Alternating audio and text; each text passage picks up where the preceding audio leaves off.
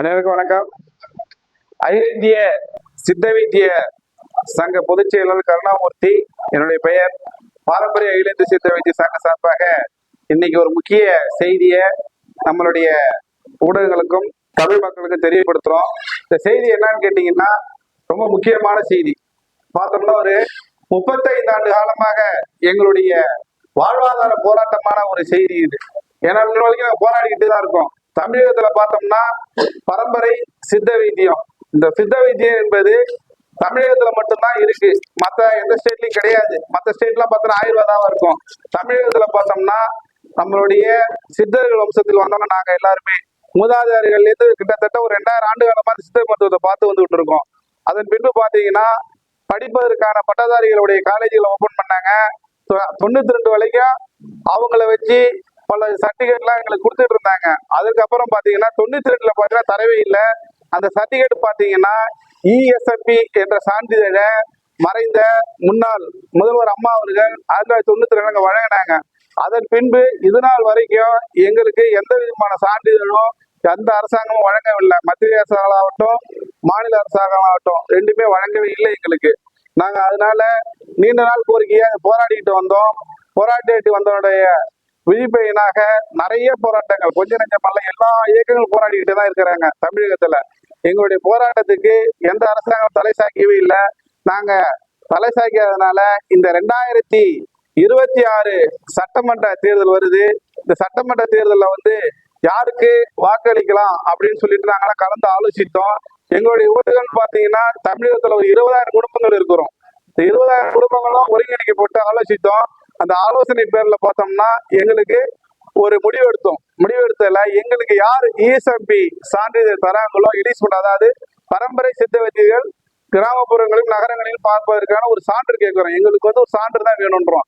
அந்த சான்று யாரு தராங்கன்னு எந்த அரசாங்கம் தருதோ அவங்களை ஆதரவு தெரிவிக்கலான்னு நாங்க ஒரு முடிவெடுத்து அதன் பின்பு போன மாதம் 4ஆம் தேதி அனைத்து இந்திய அண்ணா திராவிட முன்னேற்ற கழக தலைவர் எடப்பாடி பழனிசாமி ஐயா அவர் பார்த்தோம். அவங்கள பார்த்து கேட்கும்போது இந்த மாதிரி நாங்கள் கோரிக்கை வச்சோம் அவங்கள்ட்ட, இந்த மாதிரி எங்களுக்கு இஎஸ்எம்பி சான்று தந்தீங்கன்னா நாங்கள் உங்களுக்கு ஆதரவு தெரிவிக்கிறோம் அப்படின்னு சொன்னோம். அவங்க என்ன சொன்னாங்க, இதை பரிசீலித்து நான் உங்களை தருவதற்காக ஏற்பாடு செய்யறேன் அப்படின்னு சொன்னாங்க. இதனுடைய விளக்கத்தை சொன்னோம். 1992ல மறைந்த முதல்வர் கொடுத்தாங்க. அதன் பின்பு இது யாரும் தரவே இல்லை எங்களுக்கு, அதனால வரைக்கும் இது கிடப்புல தான் கிடைக்கும் அப்படின்னு சொன்னோம். அவங்க என்ன சொன்னாங்கன்னா இதுல என்னென்ன விஷயங்கள்லாம் இருக்குன்னு கேட்கும் போது நாங்க லெட்டரேட்டா பண்ணி அடிச்சு கோரிக்கையை வச்சு கொடுத்தோம்.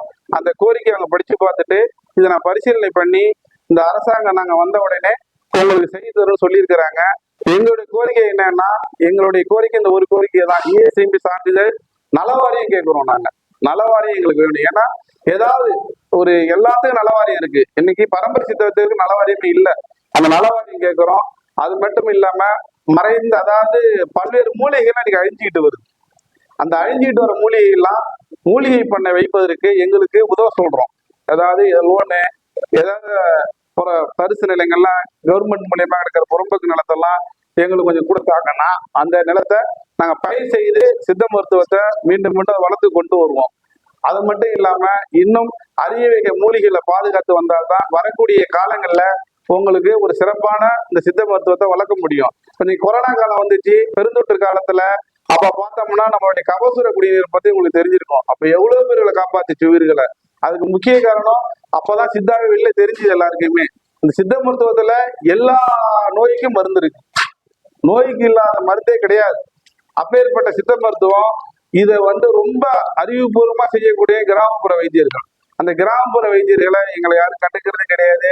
எந்த அரசாங்கம் எங்களை கண்டுக்கல, அப்படியே விட்டுட்டாங்க. இன்னைக்கு நாளுடைய நாள் குறைஞ்சிக்கிட்டே வராங்க. இது யாருக்கு நஷ்டம்னு கேட்டீங்கன்னா அரசாங்கத்துக்கோ மற்றவங்களும் கிடையாது, நம்மளுடைய தமிழக மக்களுக்கும் உலகத்தில் இருக்க அத்தனை மக்களும் தான் நஷ்டம். ஏன்னா இன்னைக்கு அரிய வகை மூலிகைகளை கொண்டு இன்னைக்கு வைத்தியம் வல்லமை புரிஞ்சவர்களான்னு கேட்டா பரம்பரை சித்த வைத்தியர்கள். அதுக்காக தான் நாங்க சொல்லிட்டு இருக்கோம், எங்களை எப்படியாவது ஒரு வாழ்வாதாரத்தை மீட்டு கொடுங்க, எங்களுடைய சான்றிதழை திருப்பி கொடுங்க, இஎஸ்எம்பி நிறுத்தி வைக்கப்பட்ட அந்த இஎஸ்எம்பி சான்றை திருப்பி கொடுங்கன்னு கேட்கிறோம். எங்களுக்கு தந்தா ரொம்ப நல்லா இருக்கும். அதை இந்த அதிமுக அரசு கூட்டணியில என்ன சொல்லியிருக்காங்கன்னா, நாங்க ஆட்சிக்கு வந்தா உங்களுக்கு இஎஸ்எம்பி சான்றை நாங்க தரத்துக்கு ஏற்பாடு செய்யறோம்னு சொல்லியிருக்கிறாங்க. நாங்க அதனால என்ன செஞ்சிருக்கோம், முடிவு அதிமுக அரசுக்கு ஆதரவு தெரிவிக்கலான்னு ஒரு முடிவு எடுத்து அதனால இந்த 2026 தேர்தலில் அதிமுக அரசு கூட்டணிக்கு ஆதரவு தெரிவிக்கிறோம்.